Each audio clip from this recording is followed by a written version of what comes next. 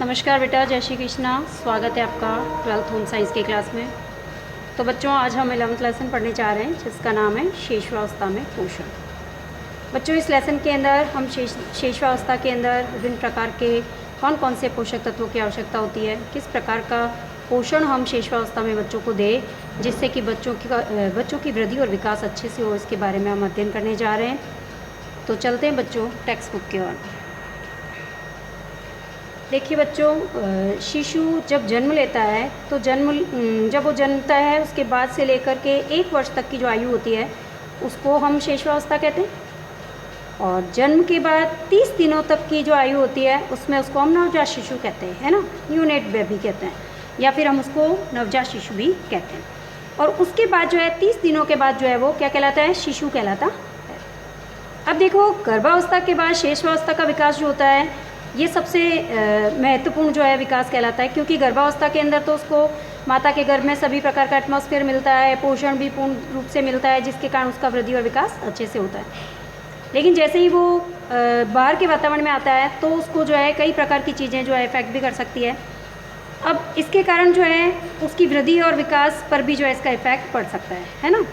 तो हम कह सकते हैं कि शेषवावस्था जो है इसके अंदर यदि हम बच्चे का विशेष रूप से ध्यान दें, क्योंकि ये अवस्था जो होती है सबसे ज़्यादा वृद्धि और विकास की अवस्था होती है। इसके अंदर वृद्धि और विकास बहुत तेज़ी से होता है ना।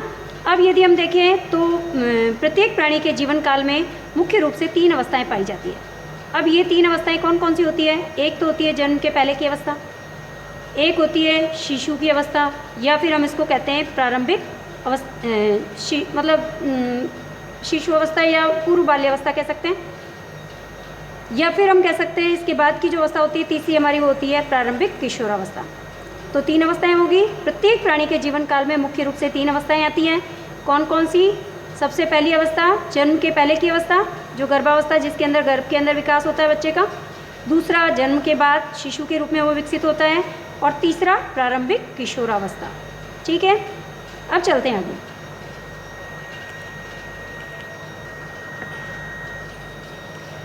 देखिए बच्चों, शेषवावस्था के दौरान जो है हमारे बच्चे का जो शरीर होता है उसमें तेज़ी से वृद्धि और विकास होता है, जिसके कारण जो एक शिशु होता है उसका, एक स्वस्थ शिशु के जन्म का भार यदि हम देखें तो 3.2 किलोग्राम तक होता है। जब बच्चा जन्मता है, यदि वह पूर्ण रूप से स्वस्थ है तो उसका वेट कितना होगा? 3.2 किलोग्राम तक होगा। और जन्म का भार जो होता है गर्भावस्था के दौरान माँ के पोषण के स्तर पर भी निर्भर करता है कि माता को किस प्रकार का पोषण जो है मिल रहा है, उस पर बच्चे का भार जो है वो इफेक्ट करता है। यदि माता को पूर्ण जो है पोषक तत्वों से युक्त या संतुलित आहार दिया जा रहा है या उसके पोषण का विशेष ध्यान रखा जा रहा है तो फिर हम कह सकते हैं कि बच्चे का विकास भी अच्छे से होगा। और यदि माता को किसी कारणवश जो है पोषण ठीक ढंग से नहीं मिल पा रहा है तो उससे उनका बच्चा जो है कमज़ोर भी हो सकता है। तो बच्चे का भार जो है माता के पोषण पर निर्भर करता है। इसके साथ साथ यदि हम देखें, शिशु का जो वजन होता है वो 6 महीने में उसके जन्म के भार का कितना हो जाता है? दुगना हो जाता है ना। यदि मान लें जन्म का भार 3.2 किलोग्राम है तो 6 महीने बाद इसका डबल हो गया, यानी कि 6.4 किलोग्राम हो गया। और 1 वर्ष में ये कितना हो जाएगा? तिगुना हो जाएगा, है ना। तो इसी प्रकार से एक स्वस्थ शिशु की लंबाई की यदि हम बात करें तो ये 50 से 55 सेंटीमीटर होती है। और जन्म के समय तो 50 से 55 सेंटीमीटर तक होती है उसकी लंबाई बच्चे की। और 1 वर्ष जैसे ही पूरा होता है तो इसकी लंबाई जो होती है 23 से 25 सेंटीमीटर तक बढ़ जाती है। और जैसे जैसे शिशु की लंबाई में परिवर्तन आता जाता है वैसे वैसे जो है शिशु के शरीर के अनुपात में भी विभिन्न प्रकार के परिवर्तन होते हैं और उसकी वृद्धि और विकास होती रहती है। अब देखो बच्चों कि जब जन्म के समय शिशु के अंदर पानी की मात्रा यदि हम देखें, जब बच्चा जन्मता है, न्यूनेट बेबी होता है, तो उसके अंदर पानी जो होता है 75% होता है। और फैट जो होती है वो 12 से 15% तक की पाई जाती है। लेकिन जैसे ही वो 1 साल का होने लगता है, शिशु बन जाता है, तो उस समय पानी की मात्रा घट करके अब उसमें 60% ही रह जाती है। और फैट जो होता है वो बढ़ जाता है। कितना हो जाता है? 24% हो जाता है। समझ में आया कि जब बच्चा जन्मा तब उसके अंदर पानी की मात्रा 75% थी और फैट जो था वो 12 से 15% ही था। लेकिन जैसे ही उसका वृद्धि और विकास होती है और जैसे वो 1 साल का होने लगता है तो 1 साल का जब हो जाता है तो उसके अंदर पानी की मात्रा घट जाती है, कम हो जाती है, 60% ही रह जाती है और फैट की मात्रा बढ़ने लगती है। अब एक वर्ष के अंत तक शिशु की जो है मांसपेशियों का विकास भी धीरे धीरे पूर्ण रूप से हो जाता है, और शेषवावस्था में शिशु के मस्तिष्क का विकास भी 90% पूरा हो जाता है ना। शेषवावस्था के अंदर सबसे ज़्यादा विकास जो है वो बच्चे का होता है, और उसका सिर जो होता है वो भी पूर्ण रूप से गोल रूप ले लेता है ना। इसके साथ साथ जन्म के समय उसकी छाती और सिर का घेरा जो होता है उसका अनुपात भी जो होता है हम कह सकते हैं कि बहुत ही छोटा होता है, 1 सेंटीमीटर से भी कम होता है ना, छोटा होता है काफ़ी। और शेषवावस्था जब ख़त्म होती है तो ये जो है बढ़ जाता है, 1 सेंटीमीटर से कुछ अधिक हो जाता है। इस प्रकार से हम कह सकते हैं कि जन्म के बाद से लेकर के शेषवावस्था तक बच्चे के अंदर कई प्रकार की वृद्धि और विकास हमें देखने को मिलते हैं। अब देखिए बच्चों, जो न्यूनेट बेबी होता है, जो नवजात जो शिशु होता है, उसकी यदि हम हार्ट बीट देखें तो ये 120 से 140 पर मिनट होती है जन्म के समय। लेकिन अब शिशु जैसे जैसे वो शेषवावस्था में प्रवेश करता है वैसे वैसे क्या होता है कि ब्लड के अंदर हीमोग्लोबिन की मात्रा जो होती है 17 से 20 ग्राम तक होती है ना। लेकिन जैसे ही वो इसके अंदर जो है लाल रक्त कणिकाएँ जो होती है जल्दी जल्दी टूटने लगती है। जैसे जैसे वृद्धि और विकास होता है वैसे वैसे लाल रक्त कणिकाएँ जो होती हैं इनमें टूट फूट चलती रहती है। तो जब ये टूटती फूटती है तो इससे क्या होता है, हीमोग्लोबिन का स्तर जो होता है वो घट जाता है। तो अब हीमोग्लोबिन का स्तर कितना हो जाता है, कहाँ एक 17 से 20 ग्राम था, है ना, पर मिलीग्राम, लेकिन यहाँ पर कितना रह गया, 12 ग्राम पर ml तक रह जाता है। यानी कि हीमोग्लोबिन की मात्रा जो है वो कम हो जाती है ना, लाल रक्त कणिकाओं के टूटने से। अब देखिए बच्चों, लाल रक्त कणिकाएँ जो होती है ये जब टूटती है तो इनके टूटने से क्या होता है कि हीमोग्लोबिन जो होता है इनसे वापस नई रक्त कणिकाएँ भी बनती है, नई रक्त कोशिकाएँ भी जो होती है वापस डेवलप होती है। तो जब नई रक्त कणिकाएँ वापस बनेगी तो हीमोग्लोबिन का उपयोग वहाँ हो जाता है, इसीलिए हीमोग्लोबिन का स्तर कम हो जाता है इसके अंदर। समझ में आया? अब जैसे जैसे शिशु की वृद्धि और विकास होता है वैसे वैसे शरीर के अंदर तरल द्रव की मात्रा बढ़ती जाती है और हीमोग्लोबिन का स्तर कम होता जाता है। अब नवजात शिशु के आहार नाल की यदि हम बात करें, डाइजेस्टिव सिस्टम की यदि हम बात करें, तो आहार नाल जो है वो पूर्ण रूप से परिपक्व नहीं रहता है। क्यों? क्योंकि सारे जो है सिस्टम तो उसके अंदर ठीक ढंग से वर्क नहीं करते हैं, सभी जो है अभी पूर्ण रूप से एंजाइम्स और हार्मोन्स जो है सारी ग्रंथियाँ स्रावित नहीं करती हैं। तो इस समय क्या होता है कि आहार नाल जो होता है माता के दूध में जो प्रोटीन है, जो फैट है, जो कार्बोहाइड्रेट है, सिर्फ उसका पाचन कर पाती है। कुछ ही एंजाइम जो होते हैं न्यूनेट बेबी के अंदर स्रावित होते हैं जो कि सिर्फ माता के दूध का पाचन ही कर पाते हैं। धीरे धीरे कुछ महीने के बाद इन पोषक तत्वों के लिए जो है फिर अधिक मात्रा में एंजाइम स्रावित होने लगते हैं और फिर ये एंजाइम जो होते हैं अच्छे से दूध का भी पाचन कर पाते हैं, या फिर यदि हम बच्चे को और कुछ भी दे रहे हैं तो वो भी उसका भी पाचन ठीक ढंग से हो पाता है आहार नाल के अंदर। और फिर धीरे धीरे नवजात जो होता है ये उत्सर्जन भी करने लगता है। अभी देखो इसके अंदर जो किडनीज जो होती है, वृक्क जो होते हैं वो अपरिपक्व रहते हैं नवजात शिशु के अंदर, लेकिन धीरे धीरे जैसे जैसे शेषवावस्था में इसका विकास होता है, वृद्धि होती है, वैसे वैसे किडनियाँ इनकी डेवलप हो जाती है, वृक्क जो होते हैं इनके डेवलप हो जाते हैं।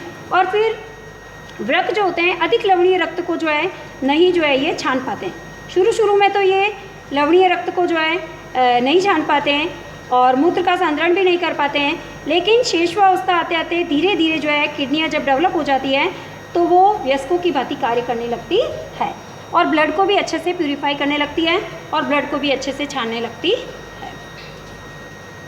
अब देखिए बच्चों, शेषवावस्था में पोषक तत्वों की आवश्यकता किस प्रकार से होती है, या फिर शेषवावस्था में पोषण स्तर को प्रभावित करने वाले कारक कौन कौन से हैं। यदि हम देखें शेषवावस्था के अंदर पोषण स्तर को प्रभावित करने वाले कारकों की बात करें तो सबसे पहले तो हमें जो है गर्भावस्था के दौरान माता को किस प्रकार का पोषण मिल रहा है इस पर भी इफेक्ट पड़ता है कि बच्चे का विकास जो है किस प्रकार से होगा। इसके साथ साथ जो धात्री अवस्था है, धात्री अवस्था यानी कि जब माँ बच्चे को दूध पिला रही है तो उस समय भी जो है माता को जो है उचित पोषण दिया जाना चाहिए। इस पर भी इफेक्ट पड़ता है कि शेषवावस्था में जो है बच्चे का विकास किस प्रकार से होगा। इसके साथ साथ स्तनपान जो है या फिर जो फार्मूला दूध बच्चे को दिया जा रहा है या फिर जो भी भोजन ऊपर से दिया जा रहा है, सेरेलैक है, सूजी है या दाल का पानी है, जो भी दिया जा रहा है वो ठीक रूप से पौष्टिक है या नहीं है, उसमें पोषक तत्व पूर्ण रूप से उपलब्ध है या नहीं है, ये सभी चीज़ें जो है शेषवावस्था में पोषक शैशवावस्था में जो है पोषण के लिए बहुत ही ज़रूरी होती है।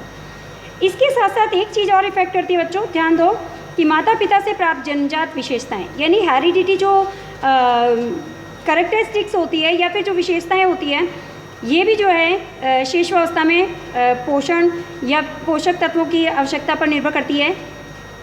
जैसे फॉर एग्जांपल कि यदि पेरेंट्स का कद छोटा है तो उनसे उत्पन्न होने वाली संतान का कद भी छोटा हो सकता है, या पेरेंट्स यदि हेल्थ में मोटे हैं तो हो सकता है कि उनके बच्चे भी जो है उनकी तरह जो है उनकी भांति मोटे होने की संभावनाएं हो, है ना। तो ये भी कारक जो है शैशवावस्था में बच्चों की वृद्धि और विकास पर निर्भर करता है। तो 3 कारक विशेष रूप से हो गए, है ना। अब चलते हैं हम आगे। देखिए बच्चों, ऊर्जा, शैशवावस्था के अंदर ऊर्जा की भी बच्चों को आवश्यकता होती है, प्रोटीन की भी आवश्यकता होती है, वसा की भी होती है, खनिज लवण की भी होती है, विटामिन्स की भी होती है, बहुत सारे तत्वों की आवश्यकता होती है वृद्धि और विकास के लिए। अब देखो, शोध के द्वारा ऐसा ज्ञात किया गया है कि शिशु को ऊर्जा की आवश्यकता जो होती है एक वयस्क से भी ज़्यादा मात्रा में होती है आवश्यकता। क्यों? क्योंकि शैशवावस्था में वृद्धि और विकास तेज़ी से होता है, क्योंकि उस समय शरीर के अंग जो होते हैं वो तेज़ी से डेवलप्ड होते हैं। तो जब डेवलपमेंट ज़्यादा होता है तो उस समय जो है ऊर्जा की आवश्यकता अधिक होती है ना। तो जन्म के बाद 6 महीने में ऊर्जा की आवश्यकता 92 किलो कैलोरीज पर किलोग्राम के हिसाब से होती है, जबकि उसके 6 महीने के बाद की बात यदि हम करें तो उसके 6 महीने बाद जो है 80 किलो कैलोरीज पर किलोग्राम की आवश्यकता रहेगी। यानी कि जैसे जैसे शैशवावस्था से बच्चा जो है बढ़ता जाता है या अधिक आयु में प्रवेश करता है, वैसे वैसे उसको जो है कम ऊर्जा की आवश्यकता होती है। कहने का मतलब शैशवावस्था में अधिक ऊर्जा की बच्चों को आवश्यकता होती है। प्रथम 6 महीने में शिशु के वजन में जो वृद्धि होती है वो सबसे तेज़ी से होती है, और 6 महीने के बाद फिर थोड़ी कम हो जाती है, धीमी गति से होती है ना। तो शिशु को ये ऊर्जा जो होती है, जब जन्मता है बच्चा या न्यूनेट बेबी होता है, तो उसको जो है ये ऊर्जा कहाँ से मिलती है? माँ के दूध से ही मिलती है, या फिर हम कह सकते हैं पूरक आहार से मिलती है ना। फॉर्मूला दूध से, यदि फॉर्मूला दूध से भी मिलती है। यदि कुछ बच्चों को जो है दूध माँ का नहीं मिल पाता तो हम कह सकते हैं फॉर्मूला दूध से भी उनको जो है ये ऊर्जा प्राप्त होती है, क्योंकि उसी के अंदर प्रोटीन, वसा, कार्बोहाइड्रेट आदि सभी जो है पोषक तत्व उपलब्ध होते हैं, उससे ही उनको जो है ये ऊर्जा प्राप्त होती है। तो अब चलते हैं बच्चों आगे। तो अभी हमने देखा कि शैशवावस्था के अंदर किस प्रकार से बच्चों को ऊर्जा की आवश्यकता अधिक मात्रा में होती है, एक वयस्क से भी अधिक मात्रा में ऊर्जा की आवश्यकता होती है, जो कि उनको माँ के दूध से प्राप्त होती है ना, या फिर फॉर्मूला दूध से, या फिर अन्य खाद्य पदार्थों से प्राप्त होती है। अब चलते हैं प्रोटीन की शिशु को कितनी मात्रा में आवश्यकता होती है। ध्यान दो कि शिशु को प्रोटीन की आवश्यकता जो होती है एक सामान्य वयस्क व्यक्ति से कई अधिक मात्रा में होती है, और ये प्रोटीन उनको किससे मिलता है? माँ के दूध से ही मिलता है। और बढ़ते हुए शरीर के निर्माण के लिए प्रोटीन की आवश्यकता होती है। प्रोटीन की आवश्यकता या तो सबसे ज़्यादा शैशवावस्था में होती है या फिर किशोरावस्था के अंदर होती है। इन दोनों अवस्थाओं के अंदर हमारा शरीर जो होता है इसकी वृद्धि और विकास बहुत तेज़ी से होता है, इसीलिए प्रोटीन की आवश्यकता यहाँ पर सबसे अधिक मात्रा में होती है। प्रथम 6 महीने की बात करें तो यहाँ पर 1.16 ग्राम पर किलोग्राम, और 6 से 12 महीने की यदि हम बात करें, हाँ, तो 6 से 12 वर्ष की आयु में यदि हम बात करें तो प्रोटीन की आवश्यकता कितनी होती है? 1.69 ग्राम पर किलोग्राम होती है। तो शिशु के शारीरिक भार में ये वृद्धि जो होती है सम्मिलित रूप से उनकी मांसपेशियों के बढ़ने के कारण प्रोटीन की आवश्यकता ज़्यादा होती है, क्योंकि इस समय मस्तिष्क का विकास भी होता है, हड्डियों का विकास भी होता है, हड्डियाँ लंबाई में, मोटाई में भी वृद्धि करती है, तो उस समय जो है प्रोटीन की आवश्यकता बच्चों को ज़्यादा होती है। अब चलते हैं बच्चों वसा की यदि हम बात करें तो शिशु को वसा भी जो है अपनी आवश्यकता के अनुसार दूध से ही प्राप्त होती है। शुरू में तो उनको माँ के दूध से ही प्राप्त होती है। शिशु के उचित पोषण के लिए एक लिनोलिक एसिड होता है, इसकी सबसे ज़्यादा आवश्यकता होती है। अब ये जो है ये एसिड कहाँ पाया जाता है? माता के दूध में सबसे ज़्यादा मात्रा में ये पाया जाता है, लिनोलिक एसिड, है ना। तो शिशु के शरीर में वसीय अम्ल की कमी होने से उसका विकास जो है कम हो सकता है। बिल्कुल सही है। फैट एसिड यदि कम हो जाएंगे, फैट की मात्रा यदि कम हो जाएगी तो उससे उसकी वृद्धि और विकास रुक सकता है ना। या फिर शरीर पर जगह जगह पर जो है सफ़ेद रंग के धब्बे दिखाई देते हैं हमको, शिशु के चेहरे पर या हाथ पर, पाँव पर यदि हमें वाइट धब्बे दिखाई दे रहे हैं, इसका मतलब ये है कि उसके शरीर के अंदर फैट की कमी हो रही है ना। तो उसको शैशवावस्था के अंदर जो है माता का दूध जो है पर्याप्त मात्रा में मिलना चाहिए, तभी उसको जो है फैट की कमी पूरी हो पाएगी। अब चलते हैं बच्चों खनिज लवण। यदि हम देखें शिशुअवस्था के अंदर खनिज लवणों की किस प्रकार से आवश्यकता होती है। शिशु को मुख्य रूप से कैल्शियम दूध से मिलता है, फास्फोरस है, लोह आयरन है, मैग्नीशियम है, इनकी सबसे ज़्यादा आवश्यकता होती है। ये सभी खनिज लवण हैं। और कैल्शियम तथा फास्फोरस जो है ये शिशु की अस्थियों और दांतों के निर्माण के लिए आवश्यक होते हैं, है ना। हड्डियों का निर्माण किससे होता है? कैल्शियम और फास्फोरस से होता है। और दांतों का निर्माण भी कैल्शियम और फास्फोरस से होता है। जबकि आयरन जो होता है ये हमारे हीमोग्लोबिन का निर्माण करता है ना। ब्लड के अंदर हीमोग्लोबिन की मात्रा किससे होती है? आयरन से ही होती है। जो हम आयरन लेते हैं हरी पत्तीदार सब्जियां वगैरह पर शिशु को, तो हम ये नहीं दे सकते, है ना। तो लौह लवण जो होता है इसको छोड़ करके बाकी सभी खनिज लवणों की आवश्यकता की पूर्ति शिशु को माता के दूध से हो जाती है। तो हम कह सकते हैं कि आयरन की पूर्ति जो है बच्चों को नहीं होती है ना, क्योंकि इनको हरी सब्जियां तो हम दे नहीं सकते इतने छोटे बच्चों को। तो इसीलिए कैल्शियम, फास्फोरस ये उनको जो है माता के दूध से इनकी प्राप्ति हो जाती है, जिससे कि उनकी हड्डियां और दांतों का निर्माण आसानी से होता है। तो बच्चों आज हम यहीं तक अपनी क्लास को कंप्लीट करेंगे। तो आज हमने पढ़ा शिशुअवस्था में किस प्रकार से कौन कौन से पोषक तत्वों की हमें आवश्यकता होती है और इनको पर्याप्त मात्रा में देने से बच्चों का वृद्धि और विकास किस प्रकार से होता है, इसके बारे में हमने अध्ययन किया।